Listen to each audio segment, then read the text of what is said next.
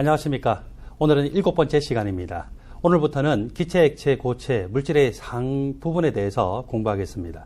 물질의 상이라고 하면은 온도와 압력에 따라서 고체, 액체, 기체로 나타내어질 수가 있는데, 온도가 높으면 높을수록 분자들의 운동 에너지가 커져서 고체 상태보다는 액체상, 그리고 액체상보다는 기체상으로 나타날 가능성이 더 높게 됩니다.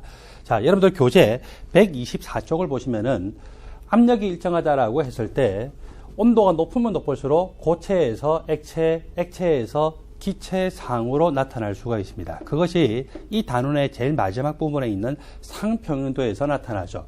상평형도라고 하는 것은 물질의 세 가지 상을 온도와 압력의 상관관계로 나타낸 그림이고, X축을 일반적으로 온도, Y축을 압력으로 나타냈을 때 물의 상평형도를 보면은 이런 식으로 나타나죠. 압력이 1기압으로 동일하다라고 했을 때 0도씨보다 온도가 더 낮을 때는 물질의 상이 고체상, 그리고 0도씨보다 더 높으면 액체상, 더 나아가서 100도씨보다 더 높아지면 물질의 상이 기체상으로 변하게 되죠. 온도가 상승하면 분자의 운동 에너지가 증가되고, 운동 에너지가 증가되면서 다른 분자와의 인력을 더 많이 극복하게 되고, 그렇게 되어서 이 분자들의 운동성 자체가 커지게 됩니다.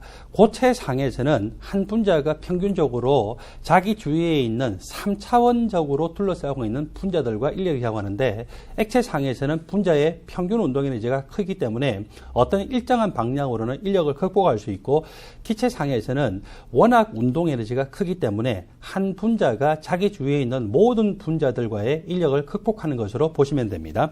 자, 기체상이 되게 되면은 일단 분자의 운동 에너지가 크고, 운동 에너지가 크기 때문에 용기 벽면을 강하게 밀어내면서 큰 공간을 차지할 수가 있죠.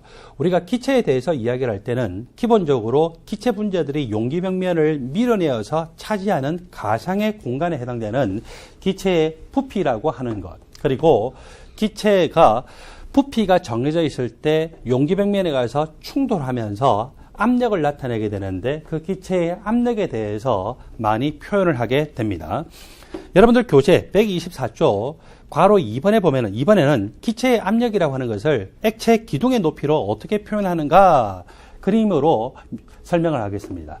압력의 정의는 단위 면적당 가해지는 힘입니다. 그리고 힘이라고 하는 것은 질량 곱하기 가속도고, 중력이 작용하는 범위에서는 그 가속도라는 것이 중력 가속도로 적힐 수가 있겠죠.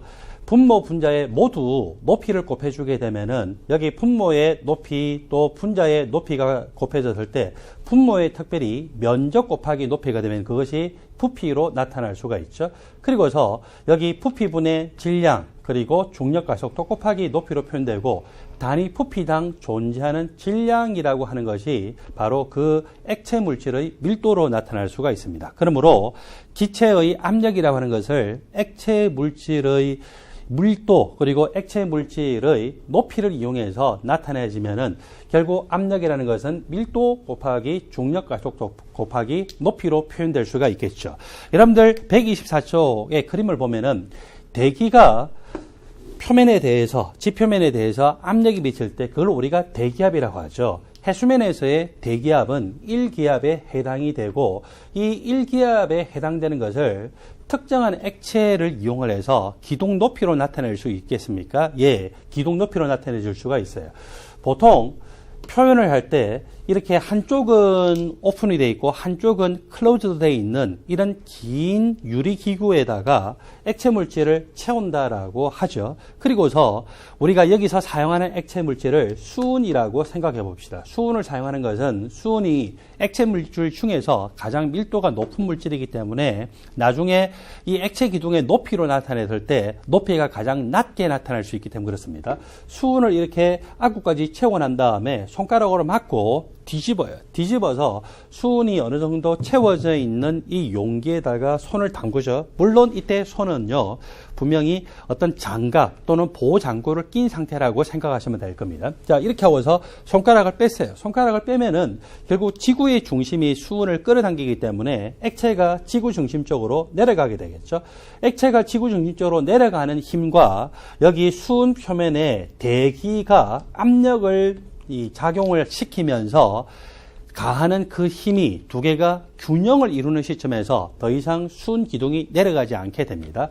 수은 기둥이 이 정도만큼의 높이가 딱 되니까 수은 기둥 이만큼의 높이에 해당되는 것에 의해서 나타나는 압력, 수은 기둥 하이트죠. 높이에 따라 나타나는 그 압력과 대기의 압력이 균형을 이루는 시점, 즉 두 개의 압력이 같아지는 시점에서 더 이상 수은 기둥은 내려올 수가 없겠죠. 수은 기둥이 더 내려오게 되면은 그 수은이 채워진 높이 자체가 작기 때문에 그 높이에 의한 압력 자체가 작으니까 대기가 밀어붙여서 결국 수은 기둥이 올라갈 수가 있게 되고, 결론적으로는 수은 기둥은 대기의 압력과 자기 기둥 높이에 의한 압력이 균형을 이루는 시점에서 멈추게 되더라는 거죠.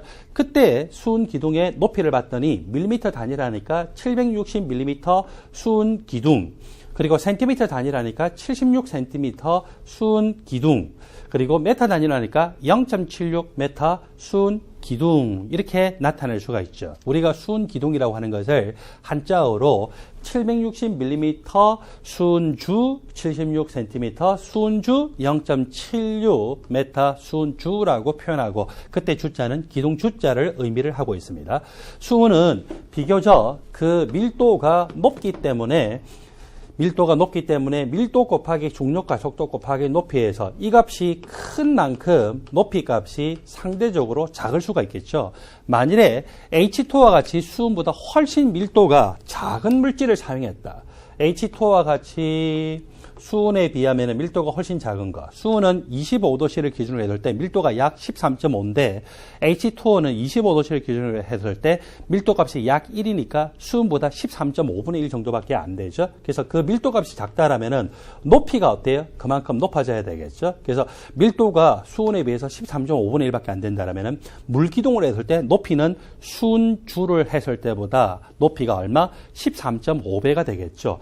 수은 기둥으로 했을 때 대기의 압력을 수은 기둥의 높이로 나타내니까 0.76m고, 만일에 수은의 밀도보다 13.5분의 1밖에 안 되는 물이라고 하면은 그 높이는 수은 기둥의 높이 0.76m의 몇 배? 13.5배가 되고 10m가 넘게 되겠죠. 10m가 넘으면은 이 건물 높이로 따질 때 적어도 3층보다는 더 높을 거라고 생각할 수 있고, 그러므로 H2O 같은 것을 이 안에다 넣고서 대기의 압력을 측정하지 않고 또는 압력을 측정하지 않고 수은을 사용하는 것은 수은의 밀도가 그만큼 높기 때문에 더 낮은 높이로도 외부의 압력을 쉽게 측정할 수 있기 때문에 그렇습니다. 자, 그리고 다시 한 번 더 우리가 이 식으로 가서 수은을 사용했을 때 외부의 압력, 여기서는 대기압인데 대기압을 표현해보면 중력과 속도 곱하기 수은의 밀도 곱하기 수은의 높이, 만일에 물을 사용했다라고 하면 중력과 속도 곱하기 물 기둥의 높이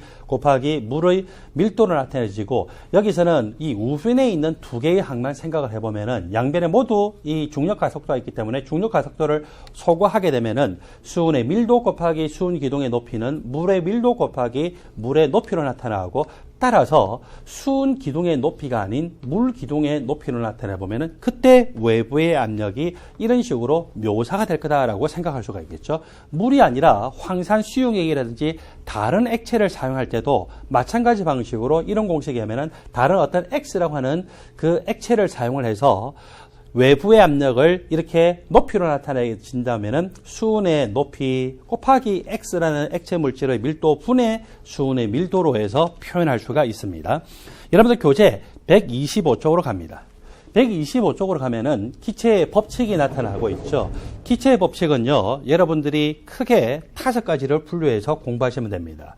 여기 섹션 2에서 나타나는 보일의 법칙, 샤를의 법칙, 아보가드로의 법칙, 그리고 뒤쪽에 서 있는 돌턴의 기체 부분합 법칙과 마지막으로 그램의 기체 확산 또는 분출의 법칙에 대해서 여러분들이 잘 숙지를 하면 되고, 기체라고 하는 용어가 나올 때는 항상 어떤 공식부터 떠올려야 되느냐, PV equal nRT라고 하는 이상기체 상태 방정식을 먼저 떠올리셔야 됩니다. P라고 하는 것은 압력, V라고 하는 것은 기체의 부피, N이라고 하는 것은 기체의 몰수, 그리고 R이라고 하는 것은 기체 상수죠.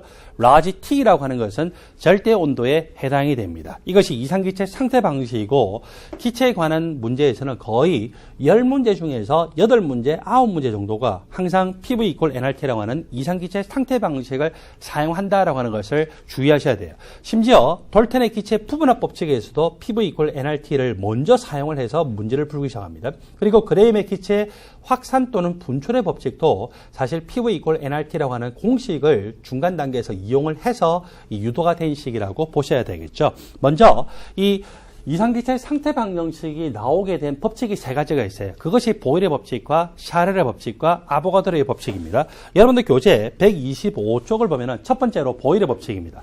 일정한 온도 그리고 기체의 몰수가 일정하다고 가정했을 때 여기서는 기체의 몰수가 1몰이라고 생각을 해봅시다. 그때 또는 1몰이라고 생각해도 되고 다른 몰수라고 생각해도 되는데 여기서 이제 1몰이라고 생각을 해봐요. 이렇게 해서 딱 기체가 채워져 있고 여기에다가 외부의 압력을 1기압이 아니라 몇 배로? 2배로 했더니 기체의 부피가 얼마나 되더라? 2분의 1로 감소가 되더라는 거죠. 그래서 기체의 부피라고 하는 것은 외부 압력하고 반비례하는 거구나 라고 볼 수 있어요. 비례식을 여기 이 기체의 부피와 외부 압력은 반비례하는데 또 다른 식으로 표현해 보면은 기체의 부피라고 하는 것은 외부의 압력의 역수와 비례한다라고도 할 수 있죠.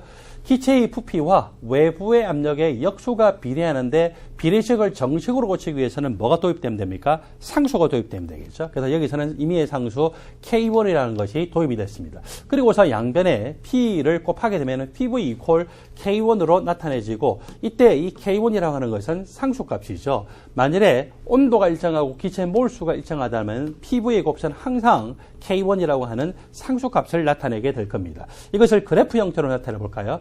기체의 부피하고 압력 그 자체는 서로 반비례 관계입니다. 부피와 압력은 반비례 관계예요. 그런데 부피하고 압력이 아니라 압력의 역수의 관계는 무슨 관계냐? 기체의 부피와 압력의 역수의 관계는 서로 비례 관계이죠. 비례 관계이고 그때 X축을 P분의 1로 놓고 Y축을 V로 놓으면 기울기가 얼마가 됩니까? 스몰 K1으로 나타날 수가 있겠죠. 또는 거꾸로 P하고 V를 바꿔서 X축을 V분의 1로 놓고 Y축을 P로 놓을 때도 똑같이 그때 기울기는 얼마? K1으로 표시가 될 수가 있습니다. 그리고 이것을 상수함수의 형태로 표현할 수도 있죠. X축을 압력으로 놓았어요. 그리고 Y축을 P, V 곱수로 놓게 된다라면은 압력이 뭐거나 상관없이 항상 PV 곱수는 얼마를 만족하더라? K1을 만족하고 있죠. 그래서 이렇게 상수함수의 형태로도 나타날 수가 있습니다. 여기서는 온도가 일정하다라고 했는데 만일에 온도가 높아진다라고 하면은 어떻게 될까요? 온도가 높아진다라면은 그때 기체의 압력이 일정하다라면은 기체가 그만큼 부피가 증가하는 형태로 보일 테고 만일에 부피가 일정하다고 하면은 압력이 증가하는 형태로 나타나서 온도가 높아지게 되면은 PV의 곱 그 자체 값은 커질 겁니다. 따라서 여기 이 반비례하는 그래프 형태에서 온도가 높으면 높을수록 원점으로부터 즉 P 어떤 점이든 간에 P와 V가 만나는 이 점에서 이 곱이 어떻게 돼요? 더 커지는 쪽으로 가게 되겠죠. 그리고 또 온도가 높아지면 PV의 곱이 커지고 PV의 곱이 커진다는 것은 K1이 커지는데 여기서는 K1이 기울기에 해당되죠. 따라서 온도가 높으면 높을수록 기울기 값이 더 커질 거다. 여기도 마찬가지예요. K1이라는 것이 기울기에 해당이 되기 때문에 온도가 높으면 높을수록 이 기울기 값이 더 가파르게 나타날 거다. 그리고 온도가 높으면 높을수록 이 상수함수의 형태에서는 PV의 곱이 더 커지기 때문에 온도가 상승함에 따라서 PV 곱이 커지는 쪽으로 갈 거다라고 우리는 쉽게 예측을 할 수 있습니다. 두 번째 법칙은 샤를의 법칙입니다. 이번에는 기체의 압력과 몰수가 일정하다고 했을 때 절대 온도에 따라서 기체의 부피가 어떻게 바뀌느냐? 기체의 부피는 절대 온도와 서로 정비례 관계입니다.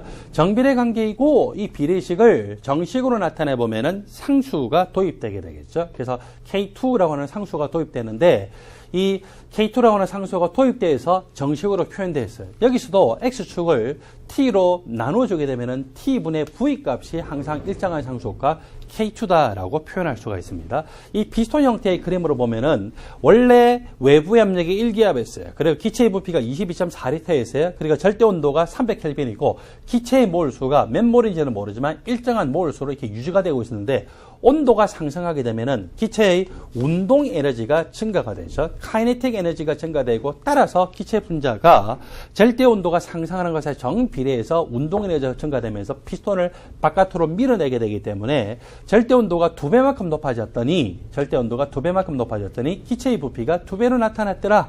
자, 절대 온도와 기체의 부피 관계는요, 서로 이렇게 정비례 관계예요. Y축 결핍이 제로에 해당이 되죠. 그런데 섭씨 온도와 기체의 부피 관계는 어떻게 되느냐? 그거를 보자는 거죠. 섭씨 온도 0도씨에서 기체가 부피를 가지고 있습니까? 예, 기체가 부피를 가지고 있어요. V0라고 하는 기체의 부피를 가지고 있습니다. 그리고서 여기 0도씨를 기준으로 해서 온도가 1도만큼 상승했더니 기체의 부피가 얼마만큼 증가되냐면은 273.15분의 V0라고 하는 그 부피만큼 증가되더라. 0도씨에서 기체의 부피가 V0고 온도가 1도씨만큼 상승했더니 기체의 부피는 273.15분의 V0만큼 증가되더라. 또 기체의 온도가 1도만큼 상승하게 되면 그 부피는 273.15분의 V0. 또 1도만큼 온도가 상승했더니 기체의 부피는 273.15분의 V0. 이런 식으로 해서 기체의 부피는 1도만큼 상승했을 때 273.15분의 V0만큼 증가가 되겠죠. 그리고서 이 식을 우리가 어떻게 변형을 할 수 있느냐?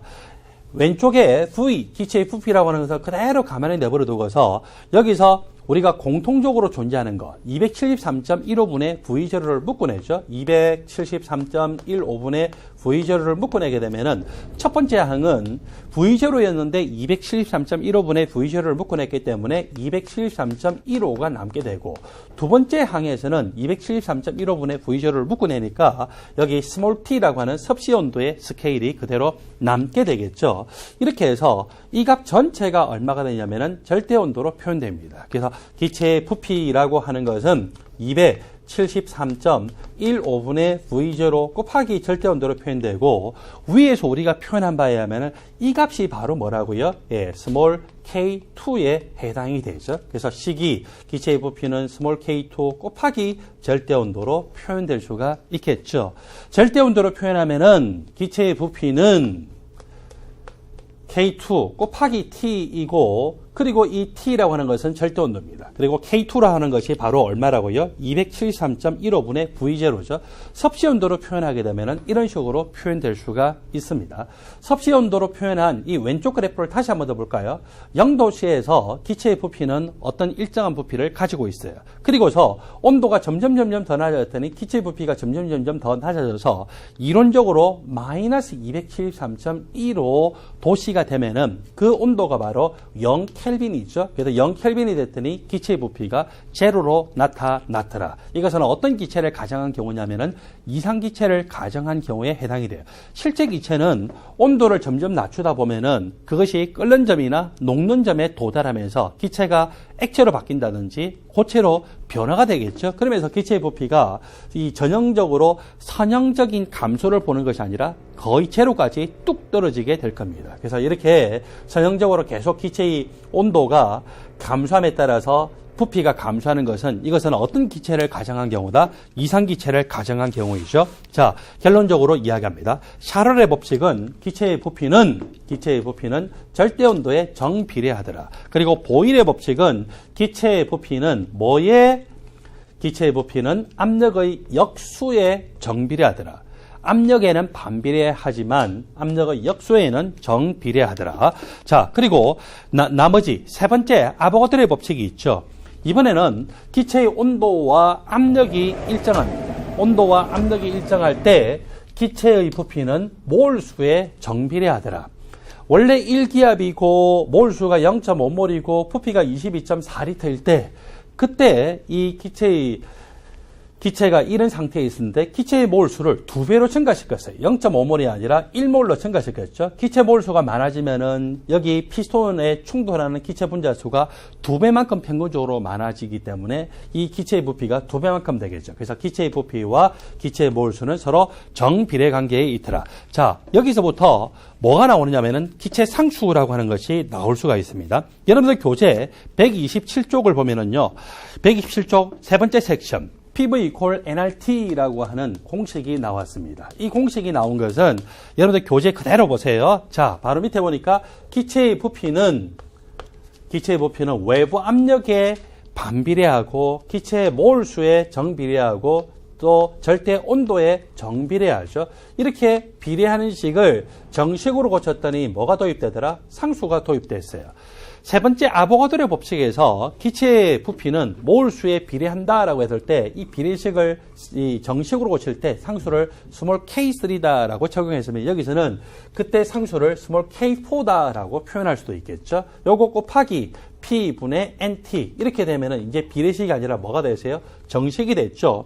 양변에다가 P를 곱하게 되면 PV equal K4 곱하기 NT로 나타나고 그리고 여러분들 그 자료 내용 STP라고 하는 조건이 있죠. STP라고 하는 것은 기체에 대해서만 적용되는데 스탠다드 템퍼레처 앤 프레셔예요. 화학에서 특별한 말이 없는 한 표준 상태다라고 하면은요. 1기압 25도씨를 말하는데 STP라고 하는 조건에 대해서만 1기압 몇 도씨더라? 0도씨로 생각을 하죠. 자, STP 조건에서 기체 1몰이 가지는 부피가 얼마냐? 기체 1몰이 가지는 부피는 22.4리터다. 그걸 우리가 이미 알고 있었어요. 그렇다면은 여기 K4를 구하기 위해서 여기 부피, 압력, 몰수, 절대온도에 다 대입을 한다는 거죠. 그래서 K4라고 하는 것은 NT분의 PV로 나타날 수가 있는데 몰수에다가 1몰 그리고 절대 온도에는 0도시기 때문에 273.15 켈빈이죠. 압력이 얼마라고요? 1기압. 그때 부피는 얼마에 해당되라? 22.4리터에 해당이 되죠. 이렇게 구해봤더니 이 값이 0.08206 atmosphere liter per Kelvin 몰로 나타날 수 있어요. atmosphere liter per LT, 리터 퍼 켈빈 몰로 나타날 수가 있고 그리고 1기압 리터라고 하는 것은 약 101줄에 해당되기 때문에 그걸 여기다가 대입하면 약 100 정도로 곱했다고 생각하면 되죠. 101이 곱해지면 이거는 8.3145 줄 퍼 켈빈 몰로 나타날 수도 있습니다.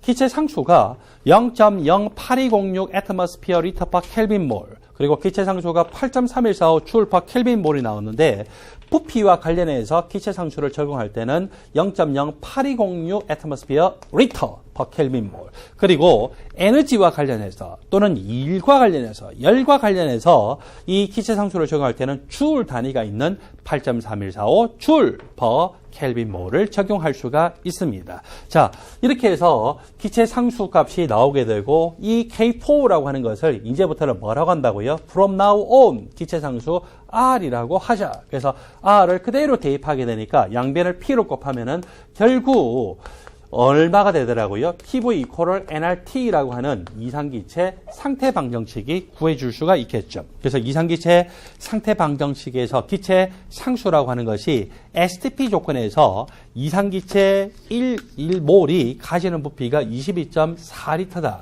좀 더 정확하게 하면 22.414리터로 보는데 그것에서부터 나온 것으로 보시면 됩니다. 여러분들 교재 126쪽을 보면은요, 이 실험실에서 관찰한 기체와 그리고 실제 실험실에서 관찰한 기체와 관련된 현상들에 대해서 이야기를 하고 있습니다. 그러면서 실제 기체의 성질이 이상 기체와 다르다라고 하는 것을 보여주는 것을 찾으라라고 하고 있죠. 자, 예제 문제입니다. 이상기체에 대해서 먼저 정리를 해보면은, 여러분들 교재 126쪽 아래쪽에 보면은 해설이 나와 있습니다. 해설을 보면은, 이상기체는 첫 번째로 이상기체 상태 방정식을 잘 만족해요.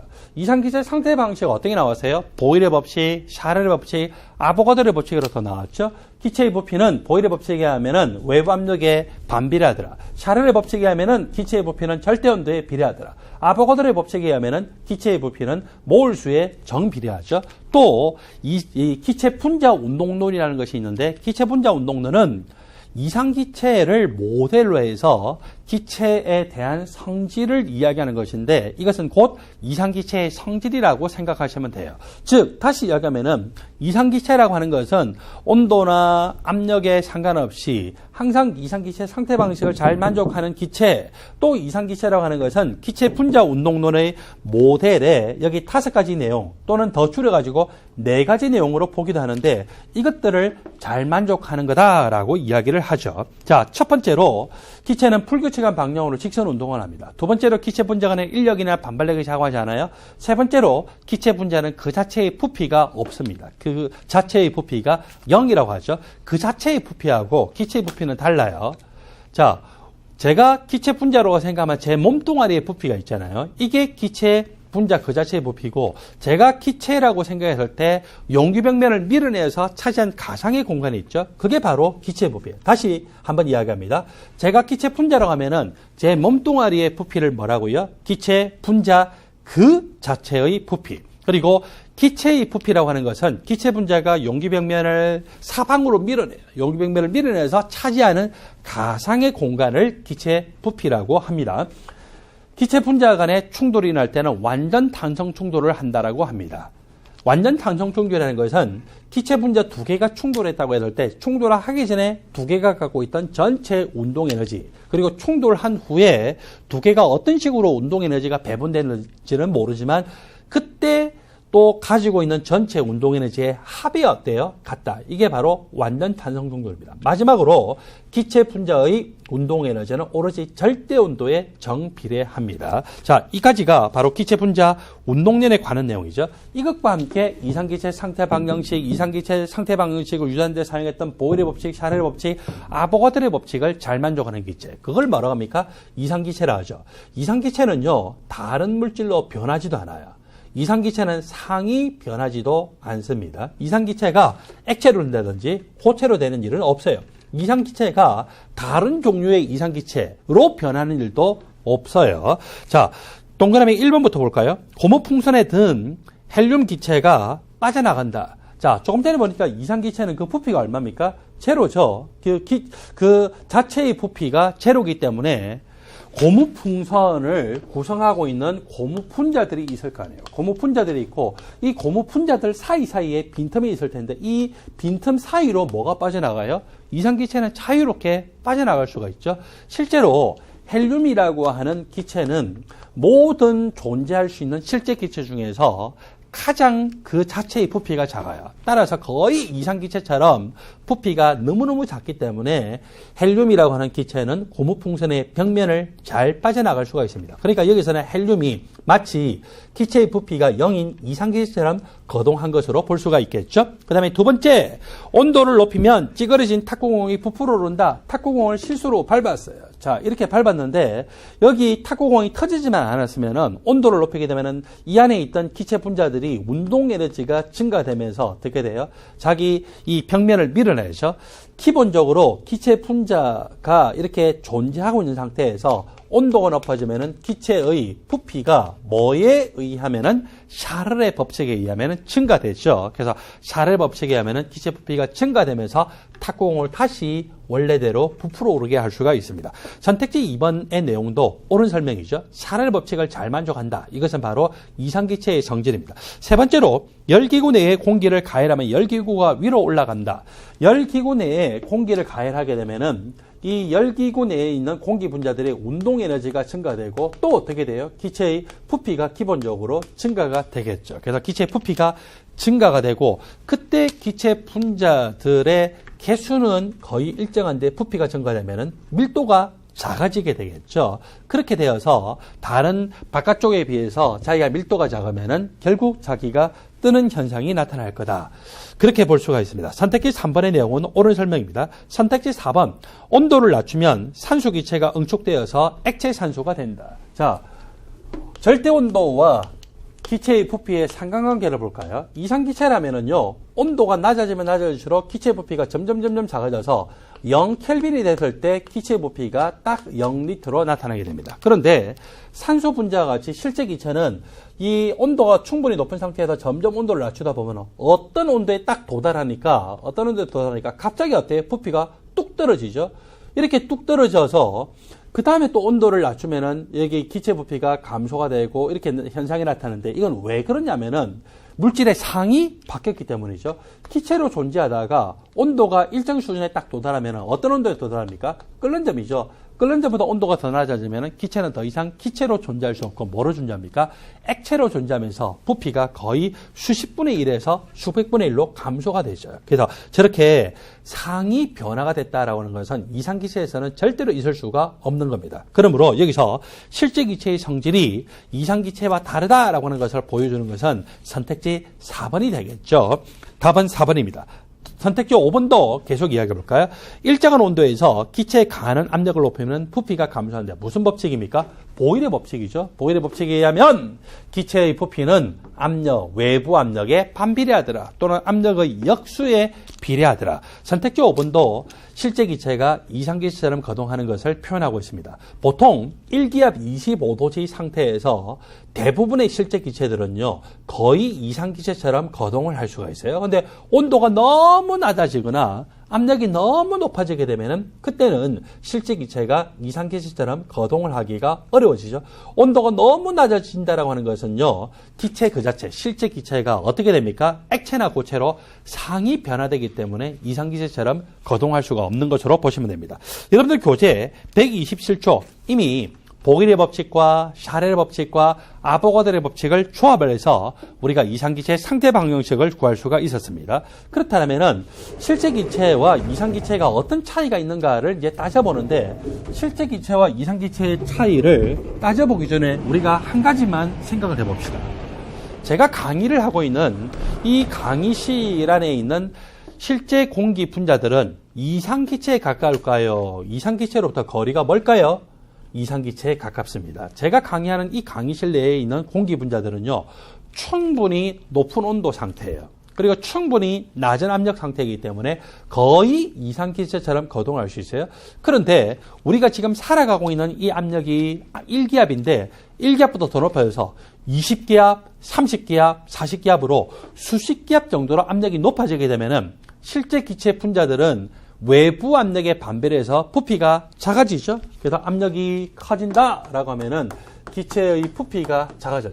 기체의 부피가 작아지면은 기체 분자들 간의 평균 거리가 가까워지죠. 평균 거리, 분자들 간의 평균 거리가 가까워지고, 거리가 가까워지면 가까워질수록 분자 간에 뭐가 작용할 수 있습니까? 인력이 작용할 수 있는 빈도가 더 높아지게 되죠. 인력이 작용하게 되면은 예상했던 것보다는 기체의 부피가 더 작아질 수가 있어요.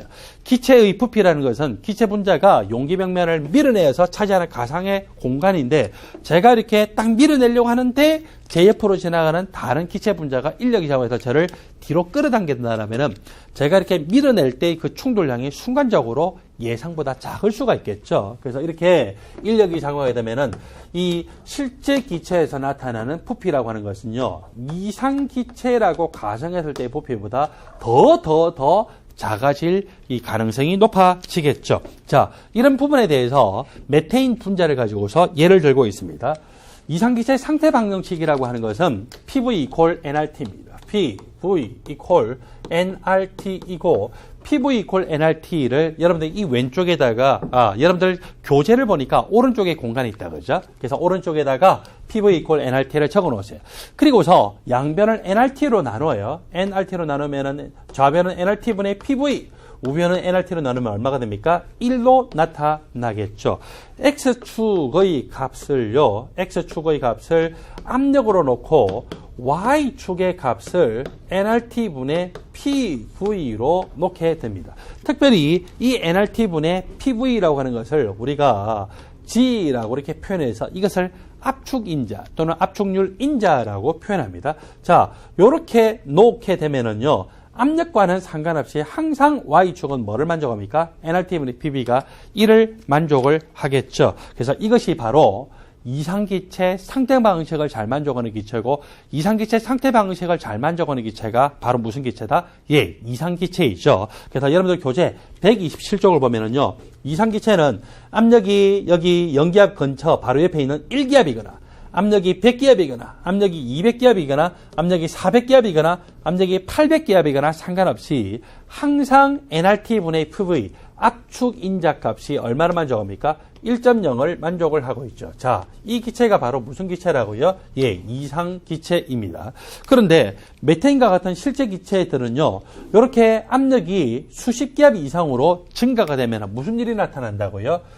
보일의 법칙에 하면 부피가 감소하고, 그때 평균적인 거리가, 기체 분자들 간의 거리가 가까워지면서 인력이 작용하고, 따라서 인력이 작용하게 되면 예상보다는 자신의 부피가 이상 기체라고 가정했을 때 부피보다 실제 기체의 부피는 어때요? 더 작아지게 되죠. 그래서 이런 식으로 이상 기체라고 하는 부피, nRT분의 PV 값이 1.0을 만족해야 되는데 실제 기체는 압력이 커지니까 점점 이 값이 작아지더라 이거죠. 자, 실제 기체에 대해서 이상 기체를 가정했을 때 더 작아진 것은 모두 뭐 때문이라고요? 기체 분자 간에 인력이 작용하기 때문이다라고 볼 수 있습니다. 그리고서 압력이 이제 점점 더 커졌어요.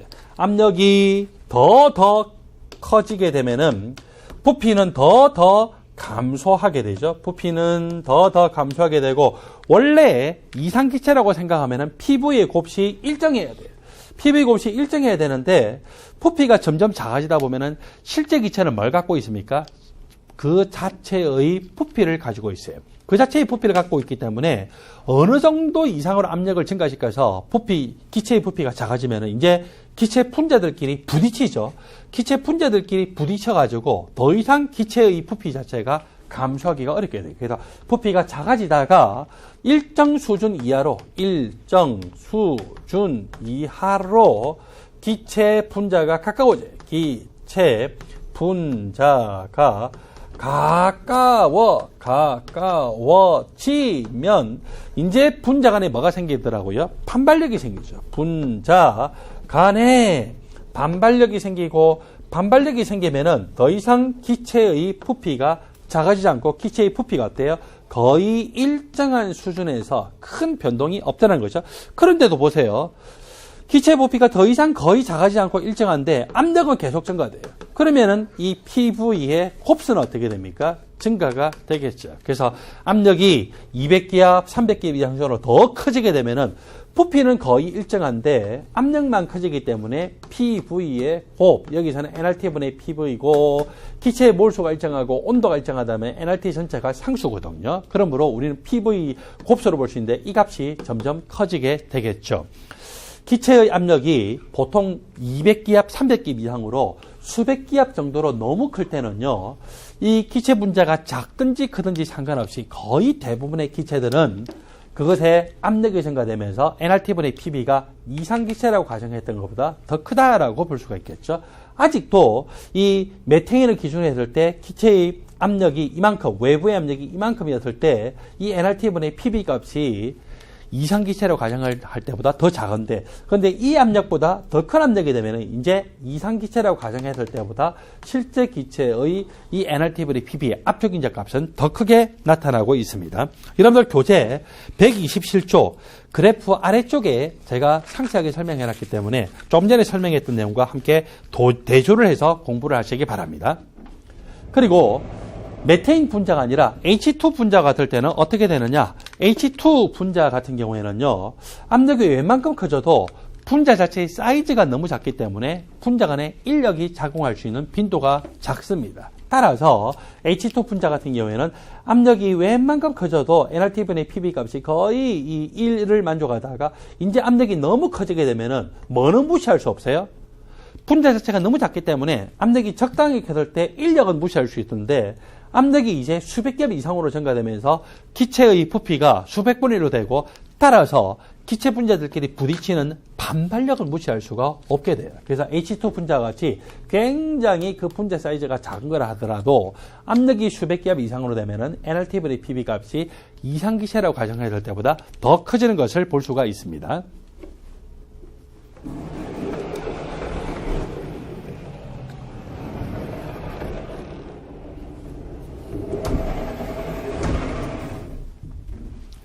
여러분들 교재 128쪽을 보십시오. 128쪽을 보면은요, 반데르발스식이 등장이 됩니다. 반데르발스식이라고 하는 것은 이상기체가 아니라 실제 기체에 대해서 적용하는 식입니다. 반데르발스식을 적용할 때 이상기체와 같이 비교를 해볼까요? 이상기체라고 가정했을 때의 압력, 이상기체라고 가정했을 때의 부피, 곱슨 nRT를 만족을 합니다. 그때 기체의 몰수가 일정하고, 기체 몰수 n값이 일정하고, 기체의 온도가 일정하다고 했을 때, 기체의 몰수와 기체의 온도가 일정하다고 했을 때, 보일의 법칙에 의하면은요, 외부 압력이 증가되면 증가될수록 기체의 부피가 감소가 되죠. 자, 이제 이게 바로 보일의 법칙. 따라서 피부의 곱슬은 항상 일정했다. 그래서 nRT 값이 일정했다라고 이렇게 나왔었어요. 자, 이것이 바로 이상기체에 대해서 적용한 건데, 그런데 실제 기체에 대해서 적용을 해보면은 실제 기체의 압력은 이상기체라고 가정했을 때보다 압력값이 더 작더라 이거죠. 더 작더라. 작기 때문에 이 PV 이퀄 nRT라고 하는 식에서 실제 기체에 그냥 압력만 집어넣게 되면 P 곱하기 V 하면은 이 nRT 값이 어때요? 여기 이상기체라고 가정할 때보다 더 크게 나오죠. nRT는 지금 상수값이에요. 그러면 어떻게 되느냐? 실제 기체의 압력이 이상기체의 경우보다 더 작게 나오기 때문에 뭔가를 더해줘야 되겠죠. 그래서 이 A 곱하기 V 제곱분의 N제곱이라는 것을 압력 보정항이라고 이야기합니다. 그리고 실제 기체의 부피에 대해서 측정을 해보면은 이상기체라고 가정했을 때보다 부피가 이번에는 더 크게 나타나더라. 더 크게 나타났기 때문에 여기 보정을 해주세요. 압력 보정을 해줘서 이상기체라고 가정했을 때보다 하고 똑같이 되세요. 이 압력 곱하기 이 부피를 하게 되면은 이상기체라고 가정했을 때보다 부피가 더 크기 때문에 압력에다가 이 부피를 곱하게 되면은 원래 이상기체의 nRT가 아니라 어때요? 그거보다 더 큰 값이 나오게 되겠죠. 지금 이 nRT라고 하는 것은 이상기체나 실제 기체는 어때요? 동일하게 나와야 되는 거거든요.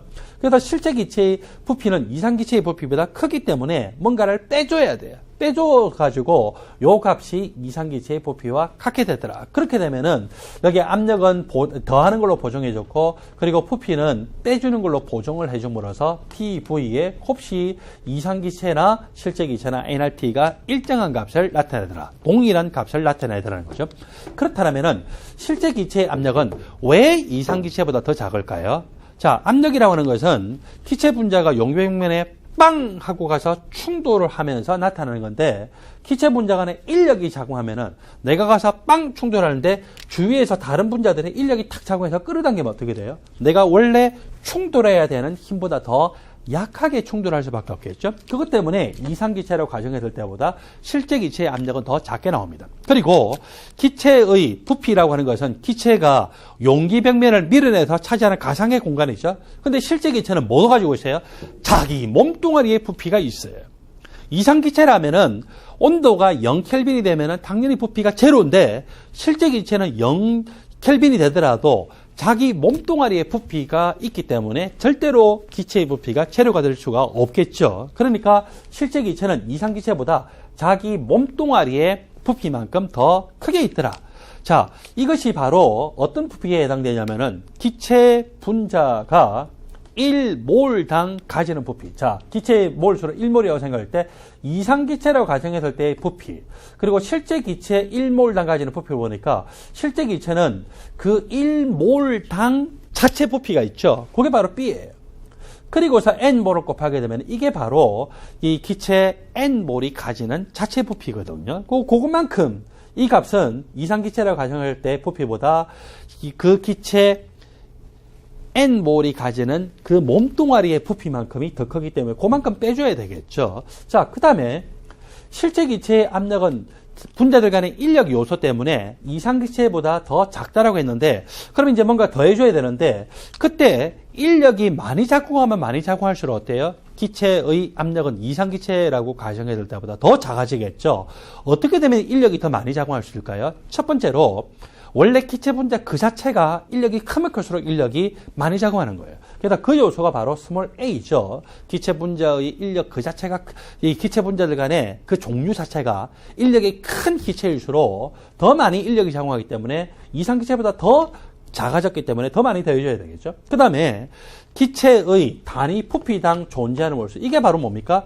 농도죠. 농도가 높으면 높을수록 기체 분들 간에 충돌할 수 있는 빈도가 높아지면서 인력이 더 많이 작용할 수 있고, 그러므로 이상기체라고 가정했을 때보다 부피가 압력이 더 작아졌으니까 더 많이 보정을 해줘야 되겠죠. 그래서 이게 바로 농도의 제곱이에요.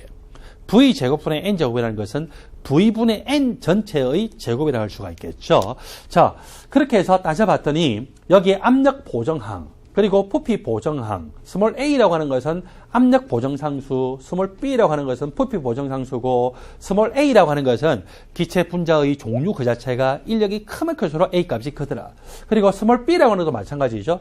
기체 분자 그 자체의 부피, 몸뚱아리의 부피가 크면 클수록, 분자 사이즈가 크면 클수록 B 값이 크게 나타나겠죠. 여러분들 교재 128쪽 아래쪽에 표의 내용을 보면은요, 어떤 경량성을 나타내고 있고, 이 표에서 압력 보정상수 A와 부피 보정상수 B가 어떤 비슷한 경량을 나타내고 있어요. 물론 정확하게 일치하진 않아요. 자, 여기 이 표의 내용은 스몰 b 값을 기준으로 해서 제가 나타내지 않고 스몰 a 값을 기준으로 해서 나타내는데, 스몰 a 값이 크면 클수록 일반적으로 어때요? 스몰 b 값이 크게 나타나죠. 스몰 a 값이 크면 클수록 스몰 b 값도 큰데, 여기에 영향미치는 가장 큰 인자가 뭐냐? 그것이 바로 기체 분자의 분자량입니다. 기체 분자의 분자량이 크면 클수록 기체 분자 그 자체의 크기가 더 크고, 크기가 더 크면 클수록 B 값이 큰 거는 맞죠. 그리고 기체 분자 그 자체가 크면 클수록 분자들 간의 반데르발스 힘, 분자들 간에 작용하는 인력이 더 넓은 면적에 걸쳐서 작용할 수 있고, 또는 평균현상이 더 크게 생겨서 인력이 더 크게 작용할 수가 있습니다. 그래서 인력이 더 크게 작용하고, 인력이 크면 클수록 여기 압력 보정 상수에 해당되는 A 값이 어때요? 더 크게 나타나죠. 그래서 결론은 한 가지입니다.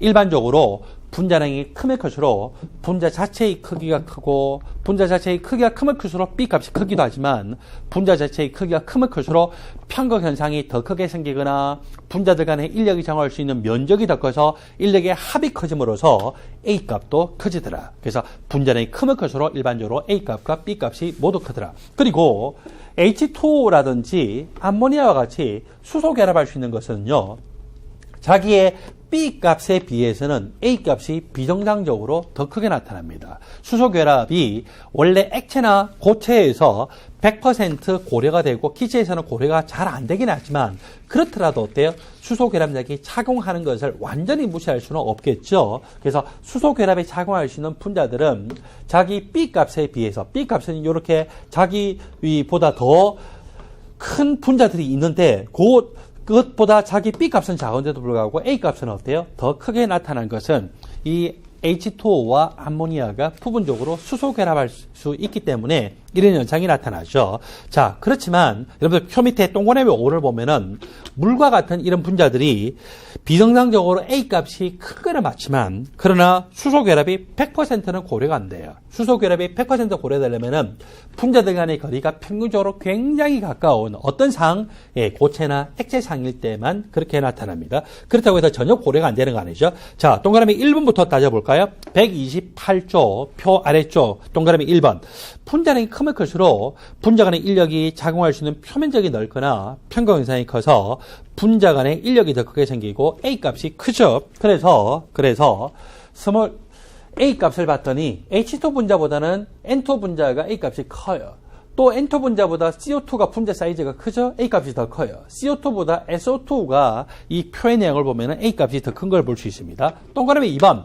분자량이 비슷할 때 직선형 구조나 대칭 구조보다는 구분형 구조나 또는 비대칭 형태의 구조가 되면은 쌍극자 모멘트의 합이 0이 안 되고 어떤 일정한 값을 가지죠. 그래서 쌍극자 모멘트의 합이 크면 클수록 분자 간의 인력이 크다고 합니다. CO2 분자는요, C를 기준으로 O 두 개가 선형 구조를 나타내고 있어요. 따라서 쌍극자 모멘트가 우리 바로 이 뒤쪽에 이제 액체 파트 들어가면 공부하게 될 텐데 합이 제로가 될 텐데, NO2 분자 같은 경우에는 N과 O 간에 몇 중 결합입니까? 1.5중 결합이죠. 1.5중 결합하면서 분자가 구분 구조를 나타내기 때문에 쌍극자 모멘트의 합이 0이 안 되더라. 동그라미 3번. 분자량이 비슷할 때 대칭 구조보다는 비대칭 구조가 마찬가지로 쌍극자 모멘트의 합이 0이 아니라 크게 나타나서 결국 A 값이 더 크게 나타납니다. 그래서 메테인은 완전히 정사면지의 구조, 대칭 구조로 나타나기 때문에 A 값이 제로인데 암모니아 같은 경우에는 이렇게 H가 있는 쪽과 없는 쪽이 쌍극자 모멘트에 그 상쇄되는 것이 없기 때문에 쌍극자 모멘트를 나타내게 되어서 A 값이 크게 나타나죠. 분자 구조가 비슷할 때는요, 당연히 주기가 크면 클수록 또는 분자량이 크면 클수록 더 큰 A 값을 나타냅니다. NO2와 SO2는 모두 구분형 구조를 나타내고 있어요. NO2도 구분형 구조, SO2도 구분형 구조를 나타내고 두 개 모두 1.5중 결합인 것처럼 우리가 생각할 수가 있습니다. 또는 SO2 같은 경우는 이 두 개의 결합이 모두 이중 결합으로 보긴 하는데 어쨌거나 간에 모두 구분형 구조니까 쌍극자 모멘트의 합은 0이 아닌데 여기 3주기 원소가 들어갔기 때문에 분자 사이즈가 훨씬 더 크죠. 따라서 평균 현상이 크다. 그리고 분산력이 작용할 수 있는 표면적이 넓어서 그 인력의 합이 크다라고 표현해서 A 값이 더 크게 나타납니다. 자, 그 다음에 동그라미 6번. 분자 자체의 크기가 크면 클수록 B 값이 더 크게 나타나죠. 다시 한 번 더 결론을 이야기합니다. A 값과 B 값의 경량을 보면은요, 지금 밑으로 내려가면 내려갈수록 분자량이 커요. 분자 자체의 사이즈가 크죠. 그러니까 뭐와 뭐가 모두 크더라? A 값과 B 값이 크게 나타납니다. 여러분들 교재 129쪽을 볼까요? 반데르발스식과 관련된 문제가 출제가 됐습니다. 다음에 반데르발스식에서 압력, 그리고 여기 부피라고 하는 것은 몰당의 부피입니다. 우리가 PV nRT라고 했을 때 이 몰수가 만일에 1몰이다라고 하면은 이 부피는 뭐가 될까요? 바로 몰당의 부피 VM이라고 표시를 하면 되겠죠. 그러면 반데르발스식에서도 마찬가지였어요. 반데르발스식에서도 이 N 값이 1이다라고 하면은 이 부피는 얼마입니까? 바로 몰당의 부피 VM으로 이렇게 표현이 될 수가 있겠죠. 물론 이제 이것도 몰수가 1로 저렇게 표현이 될 수가 있을 거예요. 자, 이렇게 표현이 됐기 때문에 여기서는 N 1몰로 지금 가정을 해서 VM 그리고 N 값이 1 이렇게 표현됐습니다. 앞에서 한 거나 이거나 결국 똑같은 식이라고 생각할 수 있어요. 스몰 a라고 하는 거, 스몰 b라고 하는 것이 어떤 인자인지 우리는 잘 알고 있죠. 보통 분자량이 크면 클수록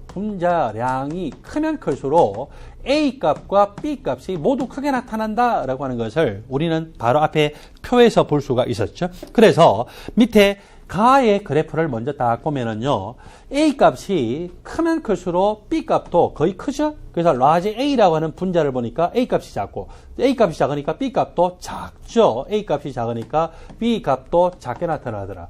라지 B라고 하는 이 기체 물질은요, A 값이 라지 A보다는 더 크죠? 이제 중간 사이즈다. 그랬더니 B 값도 그거보다는 좀 더 큰 중간값. 라지 C라고 하는 기체는 A 값이 가장 크게 나타났어요. 그랬더니 B 값도 어때요? 가장 크게 나타나죠. 우리는 라지 A, B, C로 가면 갈수록 어떤 경량을 보인다고요? 분자량이 더 클 것이다 라고 쉽게 예측을 할 수가 있습니다. 자, 분자량이 더 큰데 우리가 앞에서 압축인자에 대해서 이미 이야기를 했었죠. 압축인자에 대해서 이야기를 했는데 여러분들 교재 127쪽을 보세요.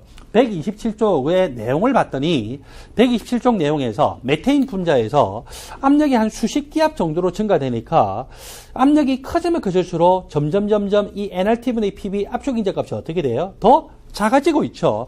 요렇게 감소하는 요소는 모두 무슨 요소 때문에 나타났습니까? 분자 간의 인력 요소 때문에 나타났죠. 그러면은 바로 이 문제 129쪽에 있는 문제에서 우리가 종합적으로 생각해 봤을 때 라지 A에서 라지 C로 가면 갈수록 분자량이 컸더라. 분자량이 더 크게 나타나니까 라지 A와 라지 B 값이 더 크게 나타났고, 그리고 여기 압력이 수백 기압이에요. 아직은 압력이 수십 기압 정도예요. 압력이 수십 기압 정도죠. 압력이 수십 기압일 때 메테인과 같은 분자 자체의 사이즈가 큰 경우에는 이렇게 압력이 수십 기압으로 점점 증가하면 증가할수록 무슨 요소? 예, 인력 요소가 크게 작용했죠. 인력 요소가 크게 작용을 하면서 이상기체라고 가정한 이것보다 점점 더 크게 이 nRT분의 PB값, 즉 압축인자 값이 작아지는 걸 볼 수 있어요. 그런데 수소 분자 같이 분자 사이즈가 굉장히 작은 경우에는 웬만큼 압력이 커져가지고 부피가 감소가 돼도 거의 인력 요소를 어때요? 무시를 할 수가 있었죠. 무시할 수 있어서 이 nRT분의 PB 값이, 즉 압축인자 값이 점점 아주 크진 않지만 약간 증가되다가 이제 압력이 수백 기압 정도로 되면은 이 이상기체에 가까울 만큼 굉장히 작은 수소 분자와 같은 분자들도 어쩔 수 없이 이제 그것의 자체 부피를 무시할 수가 없어서 커지는 것을 우리가 이미 볼 수가 있었습니다. 자, 여기서는 1, 2, 3의 그래프가 라지 ABC하고 접목된다라면은 여기 3의 그래프가 이상기체라고 가정했을 때보다 압축인자 값이 뚝 떨어진 걸로 봐서 인력이 가장 크게 작용한 거고, 인력이 가장 크다는 것은요, 이 분자량 자체가 어때요? 가장 큰 것으로 볼 수가 있겠죠. 그래서 이 가의 그래프와 생각해 보면은 라지 1이 A라고 하는 기체, 그리고 여기 2라고 하는 것이 B라고 하는 기체, 그리고 3이라고 하는 것이 C 기체가 아니겠느냐라고 볼 수가 있겠죠. 이에 대한 설명으로 옳은 것을 보기 위해서 있는 대로 고른 것은 기억. 1은 기체 C의 압축인자가 아니라 기체 A입니다. 잘못 표현됐죠? 기억의 설명이 틀렸습니다. 니은 20기압이라면은 바로 여기에 해당이 되겠죠. 자, 20기압에서 이상기체라고 했을 때 압축인자 값은요, 요만큼이에요. 자, 이 압축인자 값이 이만큼이고, 그리고 여기 몰 부피를 이제 따지는데, 이상기체라고 가정했을 때보다 더 압축인자가 작아졌다는 것은 예상했던 것보다 기체 부피가 더 작아진 거라고 이야기를 했었죠. 그래서 라지 B라고 하는 것은 이상기체라고 가정한 것보다 이 자기의 1몰당의 부피가 더 작게 표현됐어요. 물론 라지 A라고 하는 것은 이상기체라고 가정했을 때보다 압축인자가 더 크다는 것은, 그것은 1몰당의 부피가 이상기체보다 더 크게 측정이 됐다는 거죠. 라지 C라고 하는 기체는요, 이상기체라고 가정했을 때보다 1몰당의 부피가 훨씬 작게 표현됐어요. 왜 훨씬 작게 표현됐을까요? 인력이 워낙 크기 때문에 그 압력에서 자기의 보일의 법칙을 만족하는 만큼 부피를 나타내야 되는데, 자기가 밀어내야 되는데 인력이 너무 크게 작으니까 못 밀어내죠. 못 밀어내니까 기체가 차지하는 부피가 그만큼 작게 표현되어 있어요. 그래서 2번 20기압에서 기체 B가 나타내는 이 몰 부피는요, 이상기체보다 작게 표현된 거예요. 압축인자가 이상기체보다 작다는 것은 1몰당의 부피 또는 그 N몰당의 부피가 이상기체보다 더 작은 겁니다. 작은데 크다라고 잘못 나와 있으니까 니은의 설명이 틀렸죠. 디귿. 분자 자체의 부피가 가장 작은 거는요, A예요. B, C로 가면 갈수록 인력이 크고, 인력이 크다는 것은 보통 일반적으로 분자량이 더 큰 것이죠. 따라서 예제 문제, 여기서는 티귿의 설명만 옳기 때문에 답은 2번입니다. 잠시 후에 여러분들 교재 130조 돌턴의 기체 부분합 법칙부터 공부하겠습니다.